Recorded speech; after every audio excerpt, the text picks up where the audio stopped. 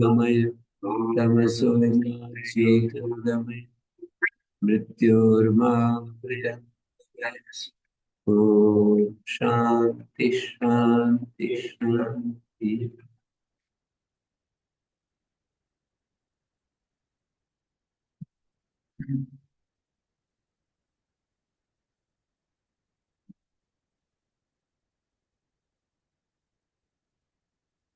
सातवें अध्याय का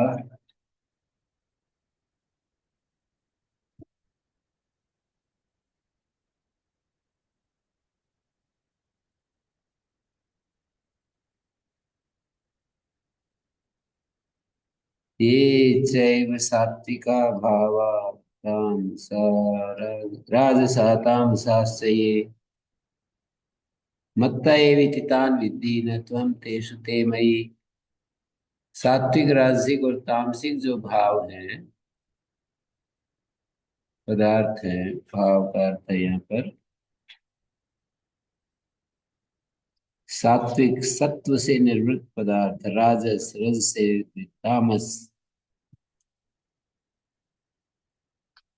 ये केचन ये केचित प्राणिनाम स्वकर्मणा स्वकर्म वशात जाता, प्राणियों के अपने कर्मों के कारण से उत्पन्न जो भाव हैं, तान मत्ता एव जायमाना इत्यं विद्धि, वो मुझसे ही पैदा हुए हैं सब।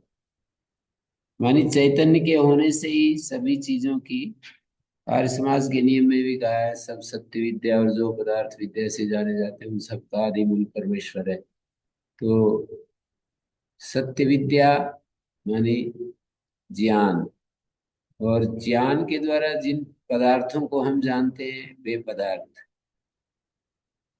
उन सब का आदि मूल परमेश्वर है। तो यहाँ पर भी ऐसे ही कह दिया, ये चैव सात्विका भावा राजसा तामसा से, सात्विक राजसिक तामसिक भाव है, प्राणियों के अपने कर्म के कारण से पैदा होते हैं वे सात्विक राजसिक तामसिक भाव। वो सब चैतन्य मत्ता है, मत्ता शब्द का अर्थ है चैतन्य से ही उनको उत्पन्न हुआ जानो। न त्वं तेषु, मैं उनमें नहीं हूँ, वे मुझ में हैं। इसका भाव ये है कि मैं उनके अधीन नहीं हूँ, वे मेरे अधीन है। मत्ता जायन्ते तथापि न हम तेषु तद अधीना, मैं उनके अधीन नहीं हूँ। तदवसा यथा संसारी नाम, जैसे संसारी लोग इन सात्विक राजसिक तामसिक भावों के अधीन होते हैं, ऐसे मैं जो चैतन्य रूप हूँ, चैतन्य रूप इनके अधीन नहीं हूँ। संसारी का अर्थ है जीव भाव को प्राप्त जो संसारी गण हैं, अज्ञानी जीव। अज्ञानी जीव जैसे सात्विक राजसिक भावों के अधीन होते हैं, मैं चैतन्य रूप में इन चैतन्य रूप में मैं सात्विक राजसिक तामसिक भावों के अधीन नहीं होता हूँ, वे मेरे अधीन होते हैं। सात्विक राजसिक तामसिक भाव चैतन्य के अधीन है, चैतन्य इनके अधीन नहीं है। एक बात तो ये होगी कि चैतन्य के अधीन सात्विक राजसिक तामसिक भाव हैं, चैतन्य सात्विक राजसिक तामसिक भाव के अधीन नहीं है। तो ते पुनः मयि मद वशाह मद अधीना, वे मेरे अधीन हैं, मद परवशा। तेन निर्वृत्तम अर्थ में रजसा निर्वृत्तम राजसा, तमसा निर्वृत्तम तामसा, निर्वृत्ता माने निष्पन्ना, सत्वगुणात् जाता सात्विका, सत्वगुण से जो पैदा होते हैं वो सात्विक भाव पदार्थ।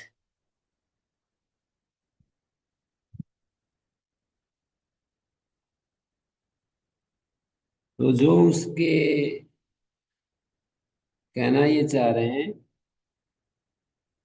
जैसे पिता के पुत्र अधीन होता है, पिता पितुरी पुत्राधीन, पुत्राधीन पिता से उत्पन्न होता है पुत्र, और फिर अंततः पुत्र के अधीन हो जाता है पिता। पिता से पैदा हुआ पुत्र और पुत्र के अधीन पिता। कैसे? पिता और पुत्र की लड़ाई में हमेशा पुत्र की विजय होती है। पुत्र एक बात कहे, पिता एक बात कहे, तो पिता को झुकना पड़ता है, विड्रा करना पड़ता है। तो यही बात यहाँ पर चाहिए। ईश्वर से सात्विक राजसिक भाव पैदा होते हैं। मानी यहाँ पर उनमें कारण तो जीवों के अपने कर्म होते हैं, पर वो ईश्वर से पैदा होते हैं। सात्विक राजसिक भाव, इसमें कोई अ, भाव कौन से भाव कहेंगे? ये केचित प्राणिनाम स्वकर्मसात जायन्ते भावा, स्वकर्म वशात, अपने कर्मों के कारण से जो भाव पैदा होते हैं, उन सब भावों को विद्धि मत्तये तान विद्धि, मुझसे ही उनको उत्पन्न हुआ जानो। अहम तेषु नाहम, न तो हम तेषु ते मयि, मैं उनके अधीन नहीं हूँ, वे मेरे अधीन है। सात्विक भाव देव देवादि सात्विक भाव हैं, राजसिक भाव मनुष्यादि हैं, तामसिक भाव तिर्यक आदि हैं। ऐसे मनुष्यतर जितने भी प्राणी हैं ना इस धरती पर दिखाई दे रहे हैं, वे तामसिक भाव के अंतर्गत आते हैं। और जो देव योनि है वो सात्विक भाव के अंतर्गत आती है, मनुष्य राजसिक भाव के अंतर्गत आते हैं। तो ये सब जितने भी पदार्थ हैं, वे सब के सब मुझसे ही उनको मत्ता एव जायमाना नित्यं विद्धि सर्वान समस्तान, सभी उन भावों को मुझसे ही पैदा हुआ समझो। मत्ता एव जायमाना विद्धि,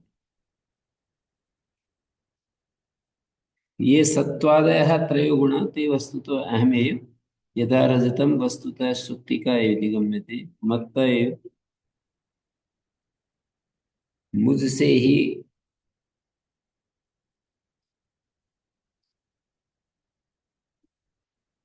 मुझसे ही उनको उत्पन्न हुआ जानो।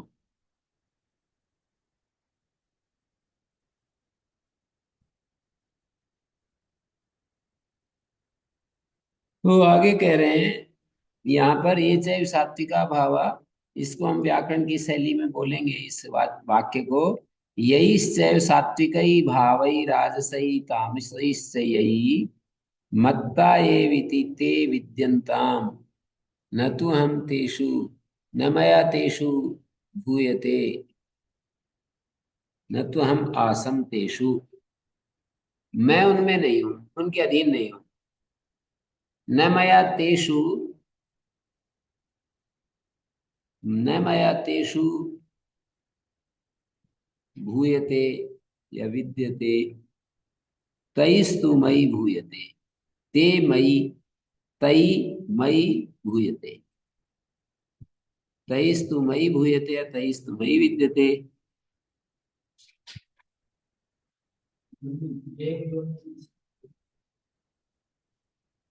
देव योनि एक स्वामी दयानंद जी तो मनुष्यों में इस जो उत्तम कोटि के ये है ना, ज्ञानी पुरुष हैं, बिल्कुल कोई गलती नहीं करते हैं, विद्वान पुरुष, स्वामी दयानंद जी जैसे उनको देव बताते हैं।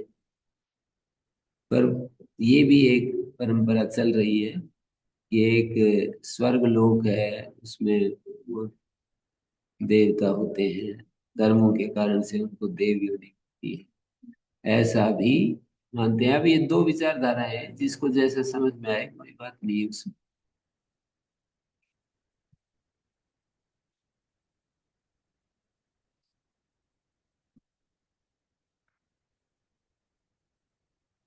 बात तो इतनी है कि जो सब सत्य विद्या और जो पदार्थ विद्या से जाने जाते हैं, उन सब का आदि मूल परमेश्वर है। उसी नियम को इस रूप में कह दिया कि जो भी सात्विक राजसिक भाव है वो मुझसे ही जानो।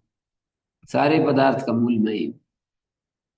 पदार्थ जो इस संसार में दिखाई देते हैं उनका मूल मैं ही हूँ।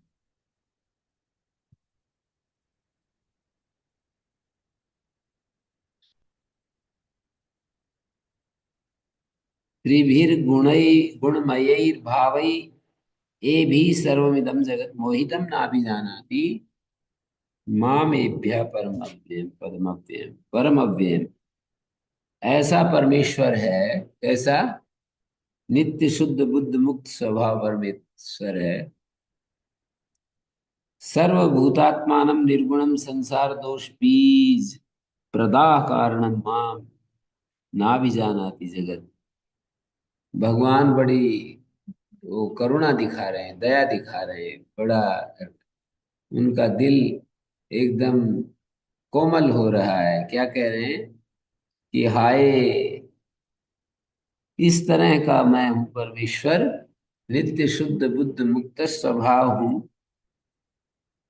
और सर्वभूतात्मान सब भूतों का मैं, सब भूतों के अंदर अंतरतम इनर मोस्ट बीइंग के रूप में हूं।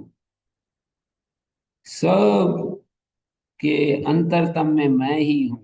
सर्वभूतात्मा निर्गुण हूँ। संसार दोष बीज, संसार का जो दोष बीज है, संसार का दोष बीज अविद्या है, उसके नष्ट करने का मैं ही कारण हूँ। संसार दोष बीज प्रदाह कारणम, मैं ही हूँ। माम ना भी जाना, लेकिन ये संसार मेरे को इस रूप में जानता नहीं है। संसार के दोष बीज अविद्या का नाश करने वाला हूँ, पर इस रूप में संसार मुझे नहीं जानता।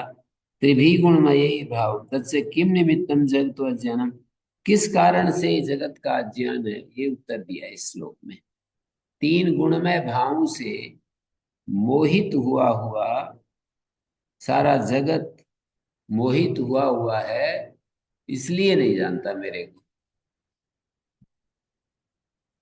ऐसा मैं परमेश्वर हूँ, क्या बताया, जो नित्य शुद्ध बुद्ध मुक्त स्वभाव हूँ, सर्वभूतात्मा हूँ, निर्गुण हूँ, सब दोषों का बीज जो अविद्या है उसका प्रदाह कारण हूँ। ऐसा होते हुए भी संसार क्या करे, मेरे को नहीं जानता है। उसका कारण क्या है, क्यों नहीं जानता? तो उत्तर दिया इस श्लोक में, त्रिभी गुणमय भाव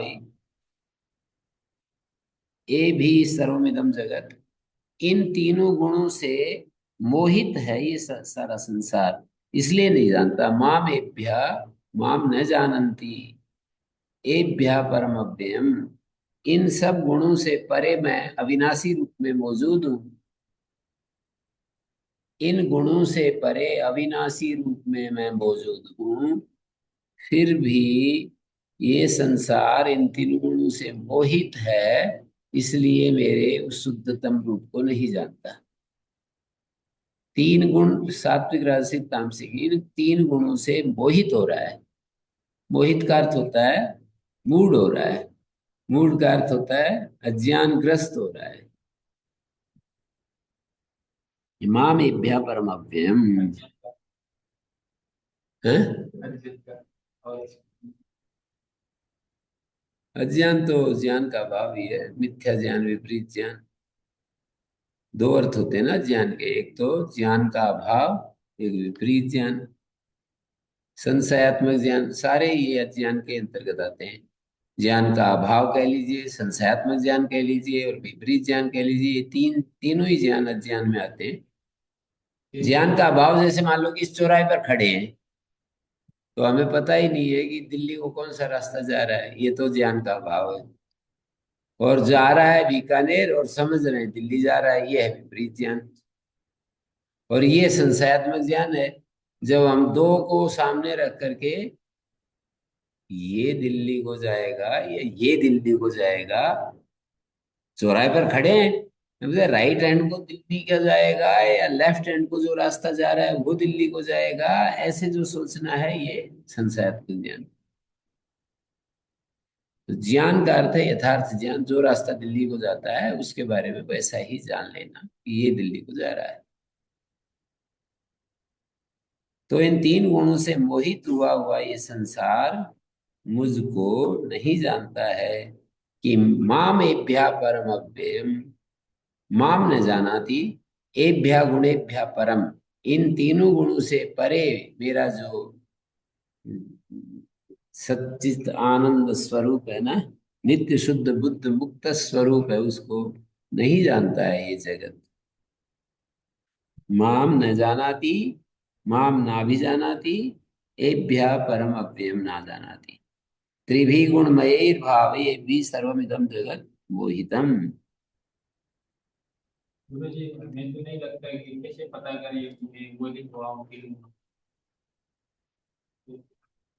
और हमें तो पता नहीं लगता, पर कार्य से तो पता लगता है कि हम परमात्मा को नहीं जानते। तो उसके मूल में शास्त्र बता रहा है कि ये जो तीन गुण है ना, इनका प्रवाह हमारे उसको, हमारी बुद्धि को दिग्भ्रमित, क्योंकि दूसरे भी शास्त्र वचन ऐसे ही मिलते हैं ना कि ऐसे कहा है ना, दृश्यते तो अग्र्या बुद्धिया सूक्ष्म या सूक्ष्म दर्शी भी। अग्र्या बुद्धि होती है, सूक्ष्म बुद्धि होती है, उसके द्वारा वो आत्म तत्व देखा जाता है। अत्यंत सूक्ष्म बुद्धि जो होती है, सूक्ष्म बुद्धि कौन सी? जो हृदा मनीषा मनसा विक्लिप्ता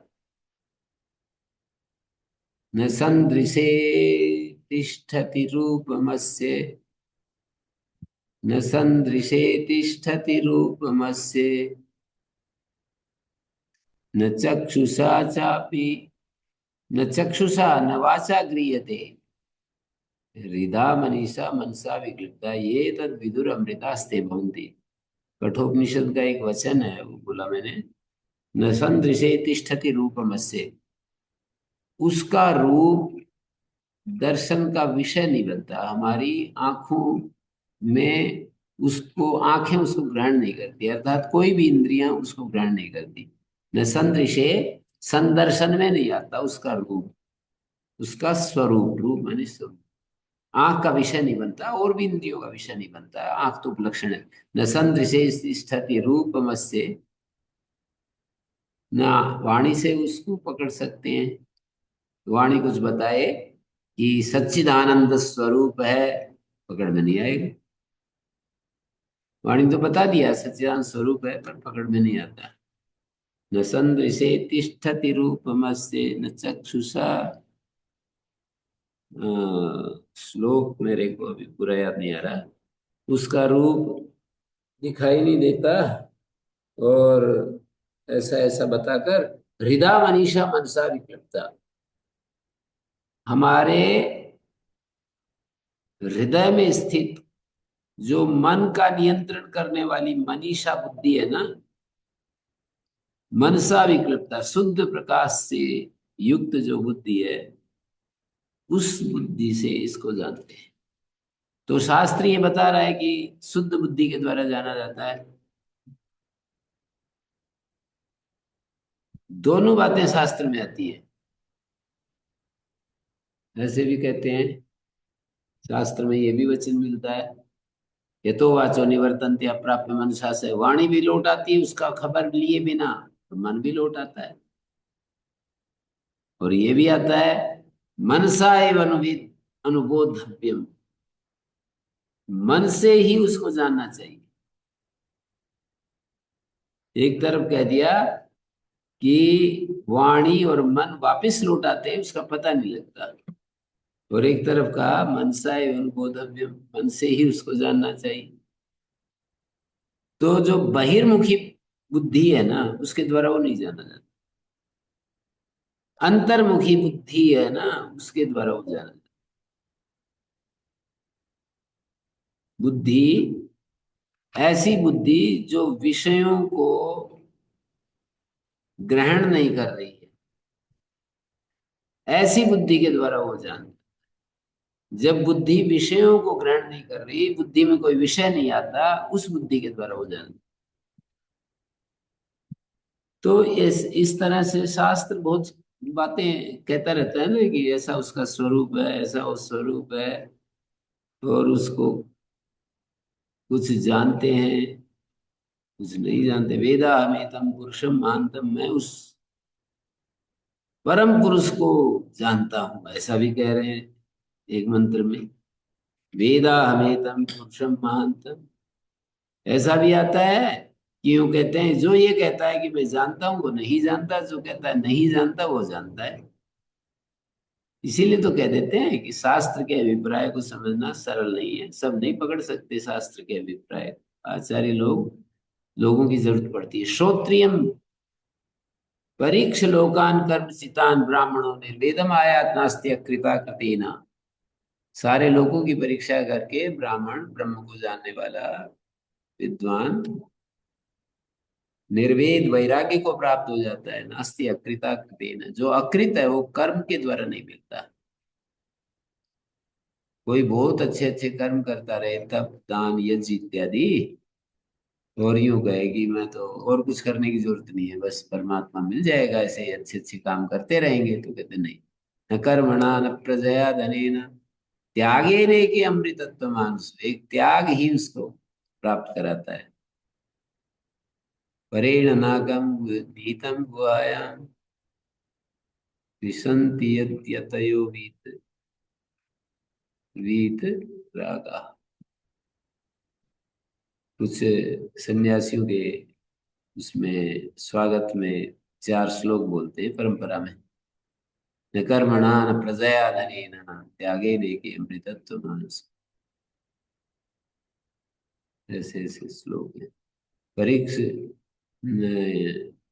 ब्राह्मणो निर्वेदम आयात नास्ति अकृता कृतेन तद विज्ञानार्थम समित पाणी गुरुम एवाभिगच्छेत श्रोत्रियम ब्रह्मनिष्ठम।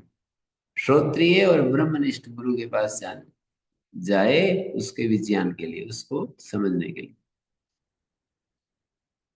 श्रोत्रिय माने शास्त्रविद, शास्त्र के अभिप्राय को जो जानता है, पंक्तियों की व्याख्या करना जो जानता है, इस पंक्ति का यही अर्थ है। ऐसा जो आचार्य शंकर ऐसे समर्थ गुरु हैं जो बताते हैं कि इस वाक्य का यही अर्थ है। तो ऐसे जो जानते हैं उन गुरुओं के पास जाए, और जिसने आत्म तत्व का साक्षात्कार कर लिया। एक तो पंक्तियों की व्याख्या करना और एक आत्म तत्व का साक्षात्कार करना, ये दो अलग अलग बातें हैं। जिसने आत्म तत्व का साक्षात्कार कर लिया वो ये बता सकता है कि भाई आत्मा है। अपने शब्दों में वो ये कह सकता है कि भाई आत्मा है, भाई मैंने उसका अनुभव किया है, आत्मा है। पर वो वाक्य जो लिखे रहते हैं उनका थोड़ी वाक्य का अर्थ होता है वो, कि भाई ये वाक्य ये बात कह रहा है। कुछ और भी कह सकता है वाक्य तो किसी संदर्भ में। संदर्भ अलग अलग होते हैं एक ही शब्द के। वो पूछ रहे थे सज्जन, अध्यात्म क्या होता है, तो आत्मा शब्द तो शरीर को भी कहते हैं, आत्मा शब्द अंतःकरण को भी कहते हैं, आत्मा बुद्धि को भी कहते हैं, मन को भी कहते हैं। इतने सारे बहुअर्थक शब्द होते हैं। तो कहाँ पर किस शब्द का क्या अर्थ है, ये तो विद्वान जो व्याकरण आदि शास्त्र पढ़ा है, केवल व्याकरण नहीं, पद वाक्य प्रमाणज्ञ व्यक्ति ही बता सकता है। जो व्याकरण भी पढ़ा है, मीमांसा भी पढ़ा है, न्याय शास्त्र भी पढ़ा है, तीनों शास्त्र जिनने पढ़े हैं ना, वही वाक्यों का अर्थ कर सकते। मीमांसा भी जिसने पढ़ रखा है, प्रमाण शास्त्र का अर्थ है न्याय शास्त्र जिसने पढ़ रखा है, और पद शास्त्र मानी व्याकरण शास्त्र जिसने अच्छे से अध्ययन किया है। ये 3 शास्त्रों का जिसने अध्ययन किया है गुरुमुख से, अनुपासित वृद्धा नाम विद्या नाति प्रसीदति। जिन्होंने वृद्धों की उपासना नहीं की, विद्या उन पर राजी नहीं होती, प्रसन्न नहीं होती। तो श्रोत्रिय और ब्रह्मनिष्ठ, ब्रह्मनिष्ठ गुरु तो इतना बता देगा कि भाई मैंने तो आत्मा को देखा है, पर शास्त्र की पंक्ति से व्याख्या नहीं कर सकता। पंक्ति से व्याख्या तो, और एक व्यक्ति जो शास्त्र की पंक्ति से व्याख्या कर दे उसका अपना कोई अनुभव नहीं है। वो यूं कहेगा कि देखो पंक्ति की तो ऐसा अर्थ है पर मेरे को तो इस सब का अनुभव नहीं है, ऐसे बोलेगा वो। पंक्ति तो ये कह रही है, पंक्ति का पद वाक्य पद शास्त्र, वाक्य शास्त्र, प्रमाण शास्त्र चूंकि उसने पढ़ा है, तो वो तो बता देगा कि भाई ये वाक्य ये अर्थ दे रहा है। लेकिन वो ये नहीं कह सकता कि ये वाक्य ये अर्थ दे रहा है। मैं भी, मेरा भी ऐसा ही एक्सपीरियंस है, मैं भी ऐसा ही अनुभव करता हूं। वो फिर श्रवण मनन निधिध्यासन एक अलग प्रक्रिया चलती है। श्रवण मनन निधिध्यासन के उपरांत ही उसका अनुभव होता है। तो हमें दोनों ही किसी व्यक्ति को इसमें संतोष हो जाए कि मुझे कोई साक्षात कोई धर्मा पुरुष मिल जाए, ये बता दे कि मैंने आत्मा को अनुभव किया है, बस मुझे शास्त्र की पंक्तियों से कुछ लेना देना नहीं, तो फिर ठीक है उस व्यक्ति को।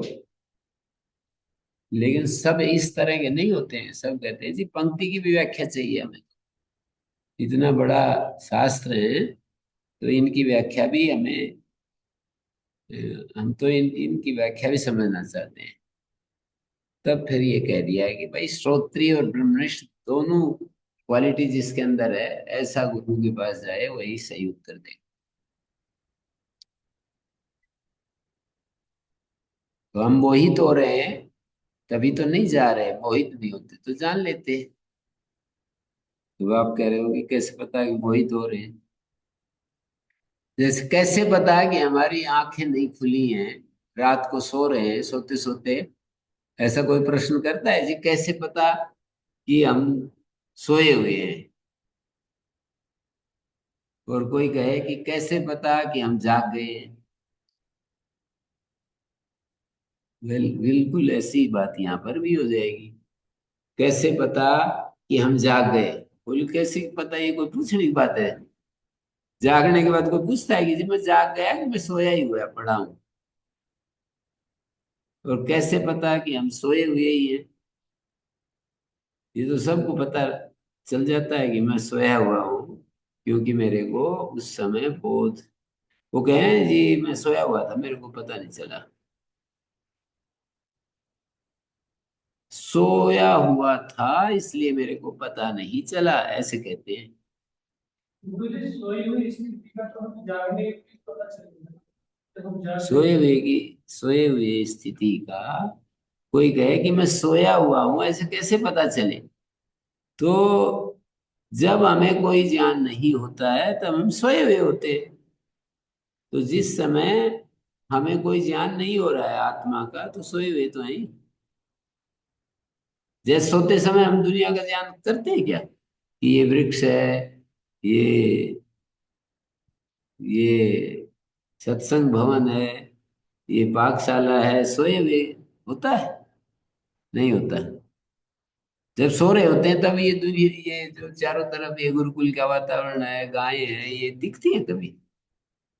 मुझे उस स्थिति में तो जागने के बाद मेरी बात सुन लो आप, कि सोते हुए हमको इसका पता लगता है, तो क्या उत्तर दोगे? नहीं।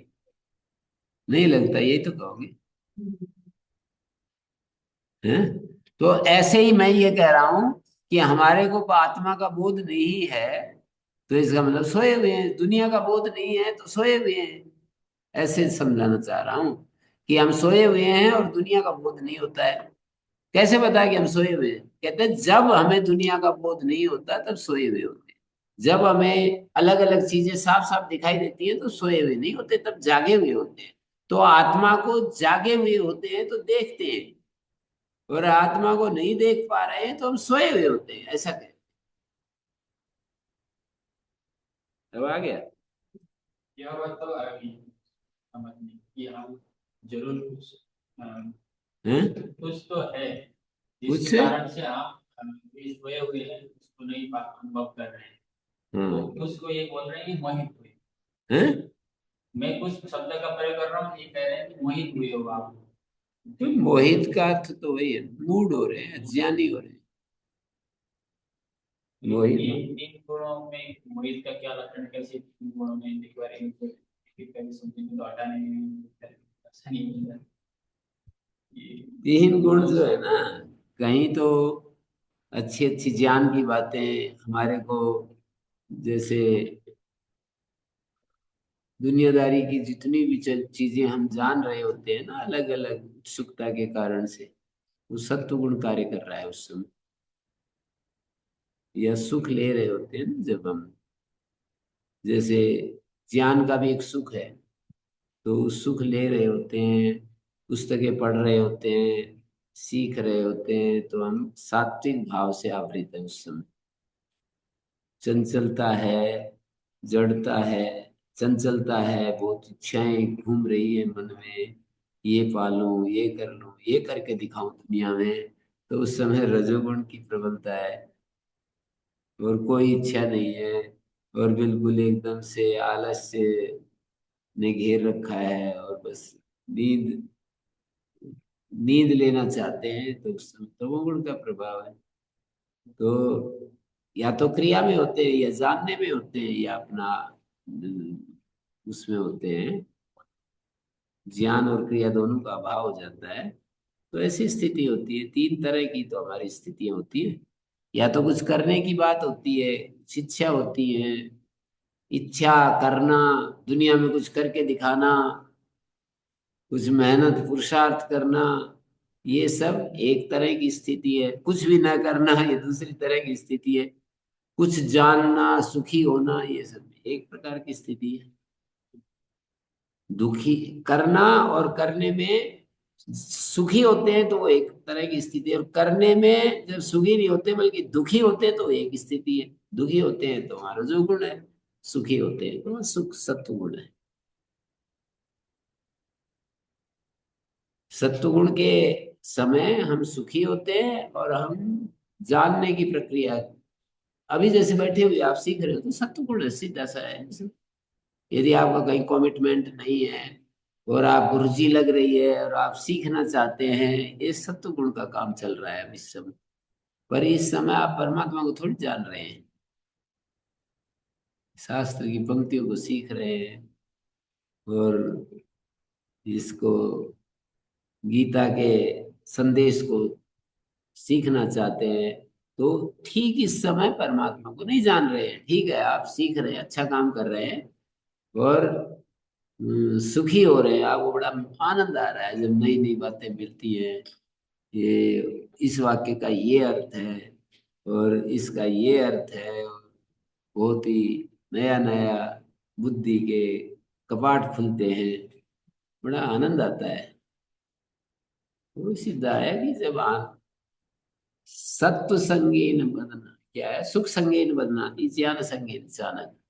सत्व गुण दो तरह से बांधता है, या तो ज्ञान के द्वारा, ज्ञान की उसमें ज्ञान की आसक्ति से, या सुख की आसक्ति से।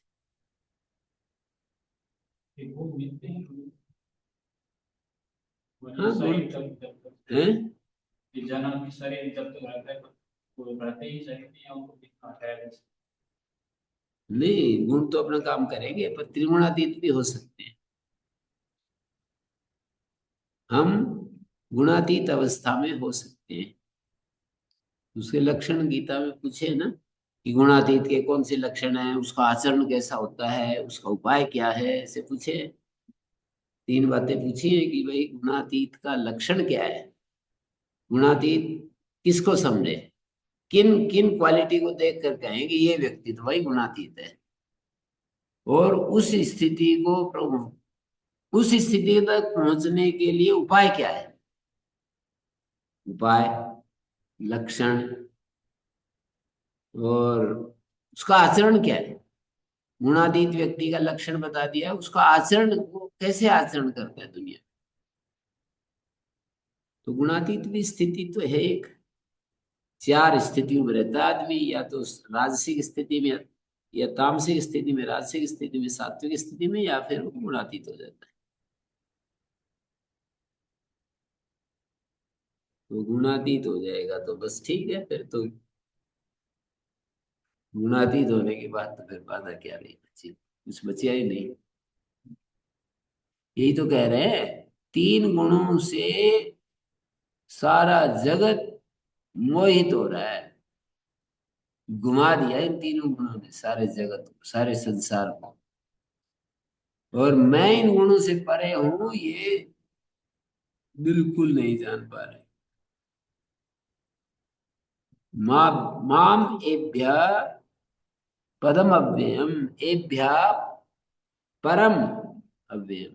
इन गुणों से जो पर मैं अविनाशी रूप हूं, जो कभी भी अव्यय, अव्यय का अर्थ होता है जिसमें कोई परिवर्तन नहीं होता, ऐसा जो मैं हूं मेरे को नहीं जानते इस संसार के लोग। तो यहाँ पर सर्वमिदं जगत त्रिभी गुणमयी भावई ए भई ए भी सर्वमिदं जगत मोहितम। स- सर्वेण अनेन जगता मोहितेन सता नाभिज्ञायते अहम, नाभिज्ञाये अहम, ना भी जानाति माम, नाभिज्ञाये अहम, मैं नहीं जाना जाता हूं। मैंने सता का अध्ययन किया, देखिए, त्रिभी गुणमयी भावई ए भी सर्वेण अनेन जगता सता मोहितेन सता, सर्वेण अनेन जगता मोहितेन सता नाभिज्ञाये अहम, सर्वेण अनेन जगता मोहितेन सता, सारे इस जगत के द्वारा मोहित हुए के द्वारा नाभिज्ञाये अहम, ना भी जानाति अहम, ना भी ज्याये अहम, एभ्य परेण अव्ययेन भूयते, एभ्य परम अव्ययम ना भी ज्याये। तो एभ्य पर अव्यय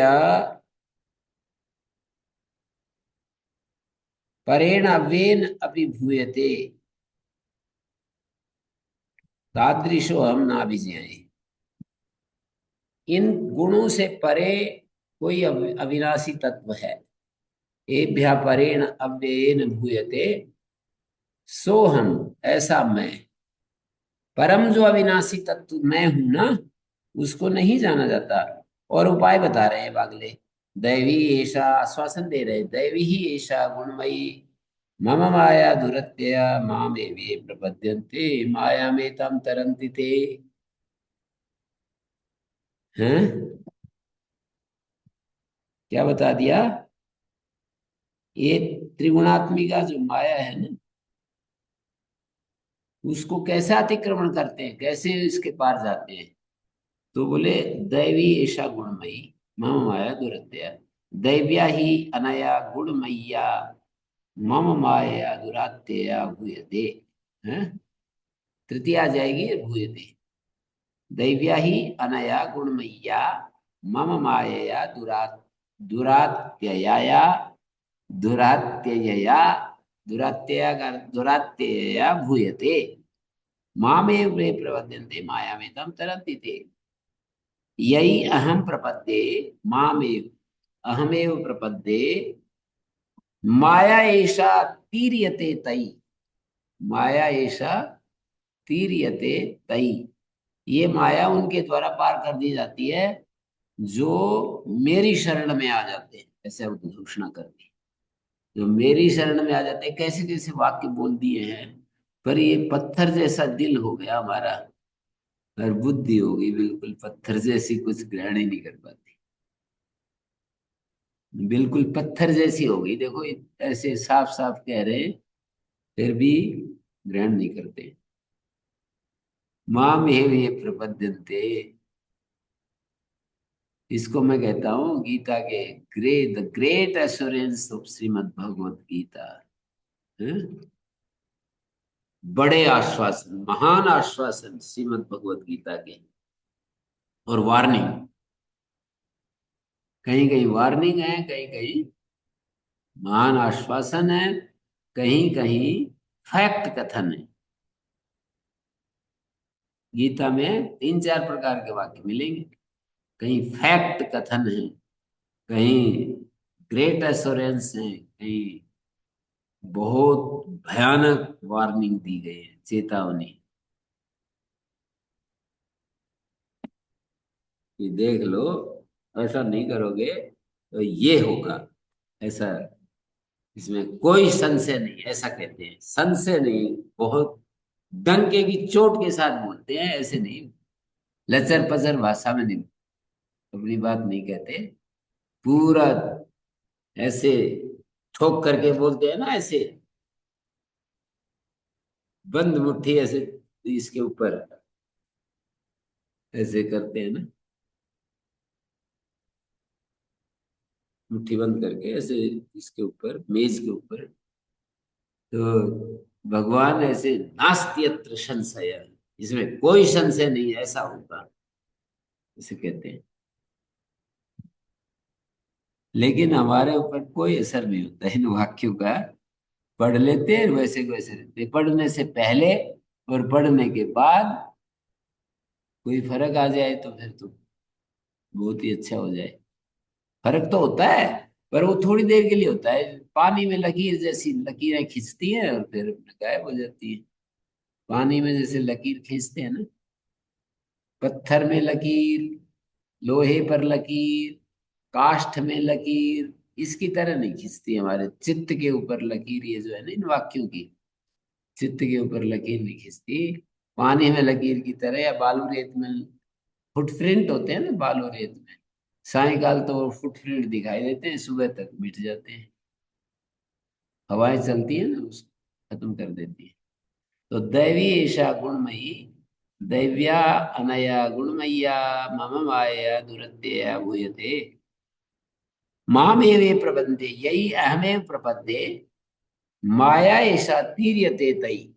ये माया तो उनके द्वारा पार कर ली जाती है जो जो माम एव प्रपद्यन्ते, जो मेरी शरण में आते हैं। यही बात 14वें अध्याय में गुणातीत होने का क्या उपाय है, बिल्कुल यही भाषा बोली है, शब्दांतर अलग है। हाँ, यो माम च यो व्यभिचारेण भक्ति योगेन सेवते स गुणान समतीत्य तान ब्रह्म भूयाय कल्पते। जो इन गुणों के अव्यभिचारी भक्ति योग से जो मेरी उपासना करता है, तीनों गुणों के पार हो जाता है, ब्रह्म भाव को प्राप्त हो जाता है, त्रिगुणातीत हो जाता है। मानी जो व्यभिचार रहित भक्ति योग से मेरा सेवन करता है, सेवते बोले, व्यभिचार रहित भक्ति योग। एक दिन भक्ति योग पकड़ा, तीसरे दिन भक्ति योग छूट गया, फिर तीसरे दिन पकड़ा, चौथे दिन छूट गया, पांचवें दिन पकड़ा, छठे दिन छूट गया। तो ऐसे भक्ति योग के द्वारा गुणातीत नहीं हुआ जाता। एक बार हो गया तो सदा के लिए उसी भक्ति योग में रहते हैं, तो फिर गुणातीत हो जाए। ठीक है ना। तो देवी ऐसा गुण में ये वाक्य बोल दिया। अब देखिए,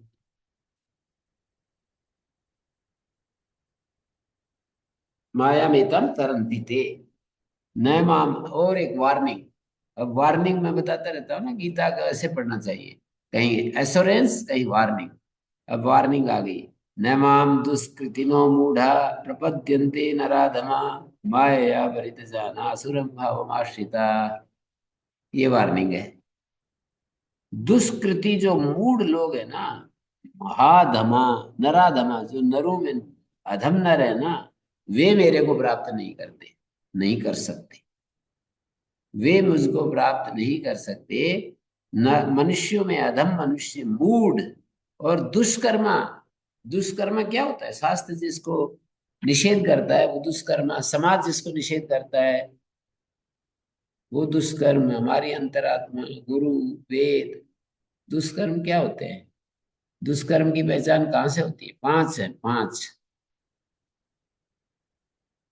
या तो वेद मना करे, समाज मना करे, स्टेट, सबसे पहले स्टेट।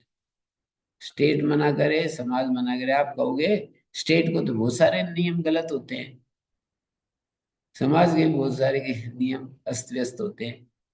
तो जब प्रारंभिक स्टेज में हम गुजर रहे होते हैं ना, तो शास्त्र के नियम गलत भी, इसके स्टेट के नियम गलत भी हों, तो हमको उसमें से गुजरना पड़ता है। और आपको गलत लगते हैं तो आप एक नियम संसद में नियम पास करवाओ, कीजिए ये कानून गलत है, इस कानून को बदलो। यदि कुछ गलत लगता है तो कानून बदलवाओ,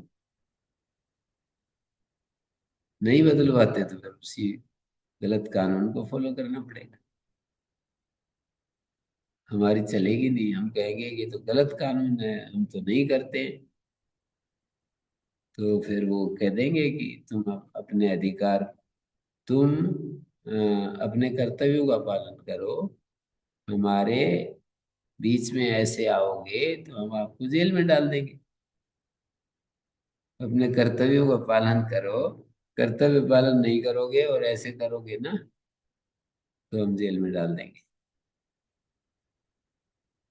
तो ये तो बहुत ही, नमाम दुष्कृतना दुष्कृति भी मूढ़ नराधमई नाहम प्रपद्ये। मैं जो है प्राप्त नहीं किया जाता।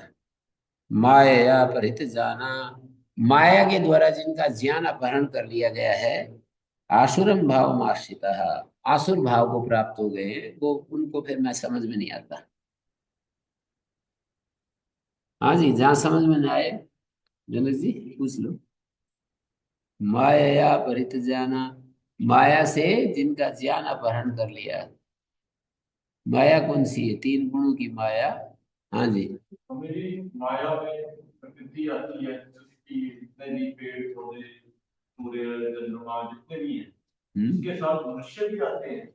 बिल्कुल, मनुष्यों के स्वभाव भी आते हैं, मनुष्यों के विचार भी आते हैं, मनुष्यों के स्वभाव भी आते हैं माया में, मनुष्यों के संस्कार भी माया में आते हैं, मनुष्यों ने जो सीखा है वो भी माया में ही आता है।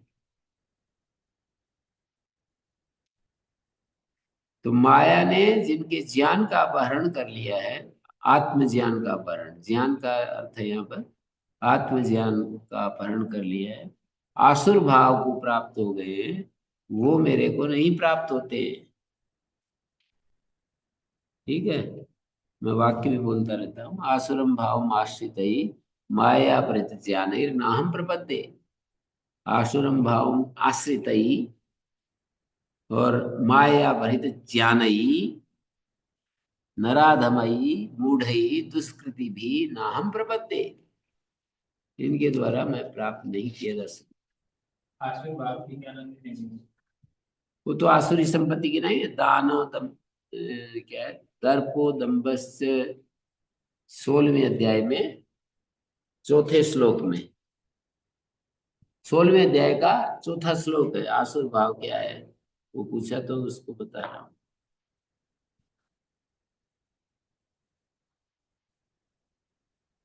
ये तो दैवी भाव है, अभयम सत्व सिद्धि 26 गुण तो हैं। 16वें अध्याय का पहला दूसरा तीसरा 3 श्लोकों में तो दैवी संपत्ति गिनाई है, और ये चौथे में आसुरी संपत्ति, और फिर बाद में विस्तार से पूरे पूरे अध्याय में आसुरी संपत्ति का वर्णन किया है लास्ट तक, छठे 16वें अध्याय में।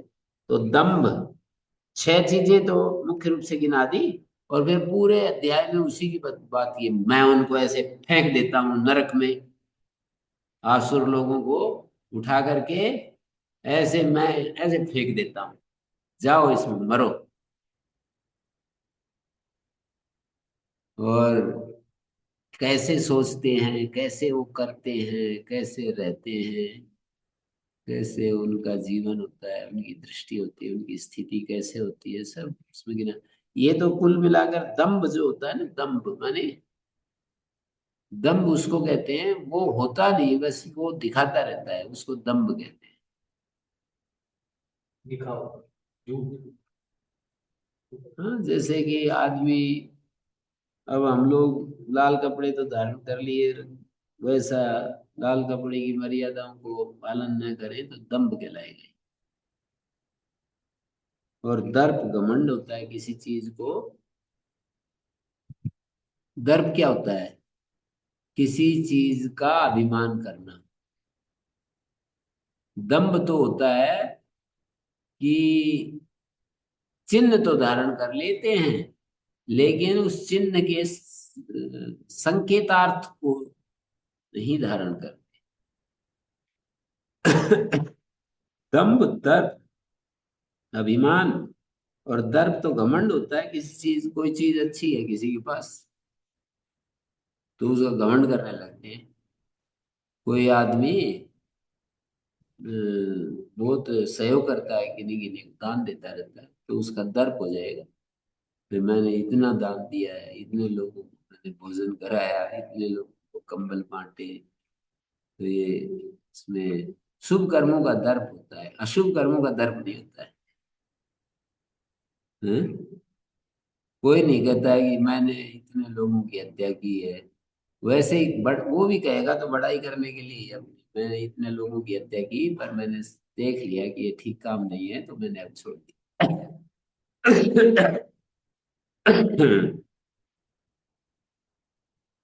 अभिमान और दाता में क्या भेद है?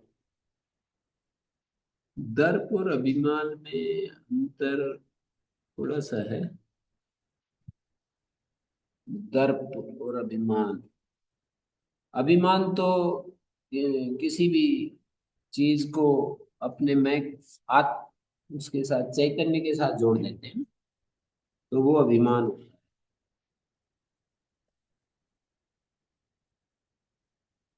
है। आचार्य ने दिखाया भी है।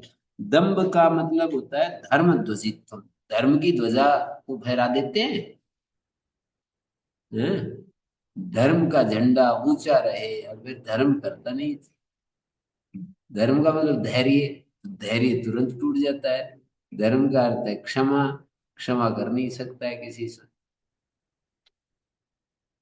जैसे अपने को तो हम क्षमा कर ही देते हैं, वैसे दूसरों का क्षमा कर पाते हैं। जैसे अपने से भूल हो जाए तो हम कहते हैं कि भाई ये भूल हो गई, और दूसरे से भूल हो जाए तो उसको गलती हुई है, भूल थोड़ी हुई है, तो जानबूझ के हमेशा ऐसे ही करता है। अति मानस से भी पाठ है और अभिमानस से भी पाठ है।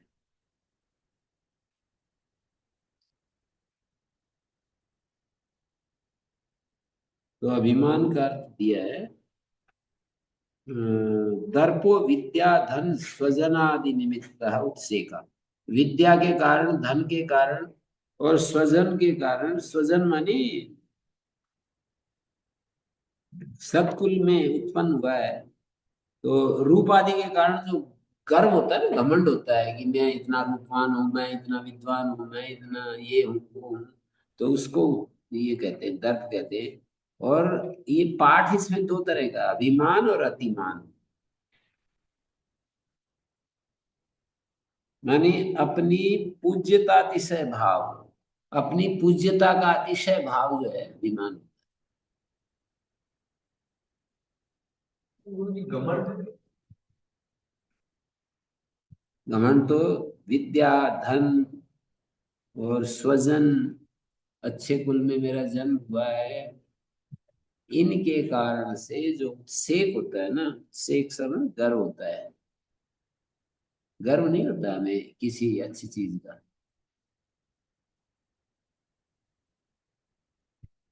तो वो गर्व जो है ना, आसुरी संपत्ति है ये। अभिमान अपने के अतिशय पूज्यता का भाव है ना अपने में, तो वो ये है।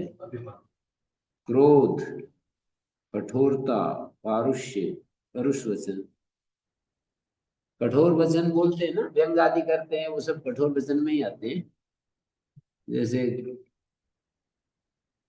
कोई बेचारा बिना पढ़ा लिखा है तो कहेंगे कि आओ बृहस्पति जी।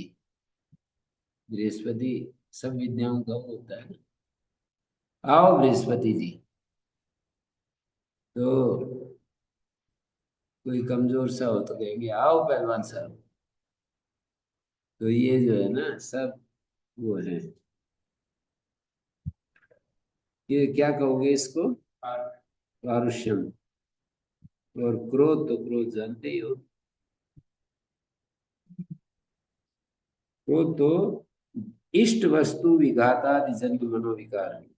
इष्ट वस्तु के विघात से जन्य जो मनोविकार है उसका नाम क्रोध है। और यहाँ अध्ययन तो का वो है, कर्तव्य करता, अज्ञान क्या? अध्ययन का है किस विषय का, व्यक्ति तो किसी न किसी विषय का अध्ययन अविवेक ज्ञान, मिथ्या प्रत्यय, कर्तव्य कर्तव्य आदि विषय में, ठीक। कर्तव्य कर्तव्य आदि विषय में जो मिथ्या प्रतीति है ना, विपरीत ज्ञान, अविवेक ज्ञान, वो सारा मिथ्या प्रत्यय भ्रम। कर्तव्य विषय में तो अकर्तव्य बुद्धि हो जाए, कर्तव्य में कर्तव्य बुद्धि, ये सब अज्ञान ही तो है। अज्ञान का मैंने बताया था ना, अज्ञान के तीन रूप हैं। एक तो विपरीत ज्ञान, एक संशयात्मक ज्ञान, और एक अभावात्मक ज्ञान। ज्ञान ही नहीं हो किसी।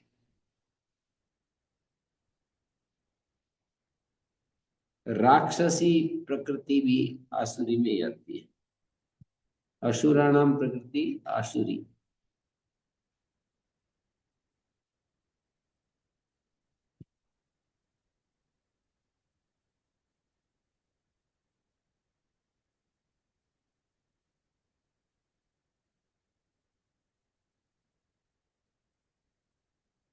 तो जी इस तरह से आसुरी, आसुरम भावम आश्रिता क्या कह दिया?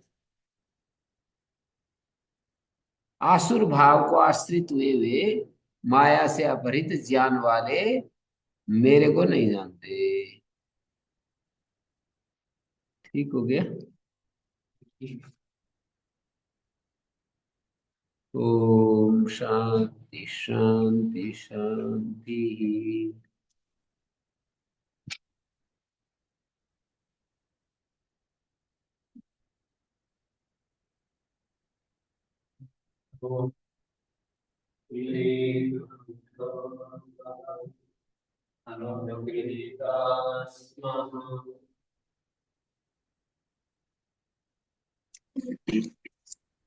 ॐ श्रीगुरुभ्यो नमः।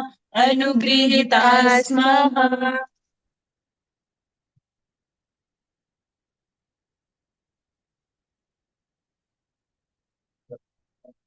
हैं? मैं तो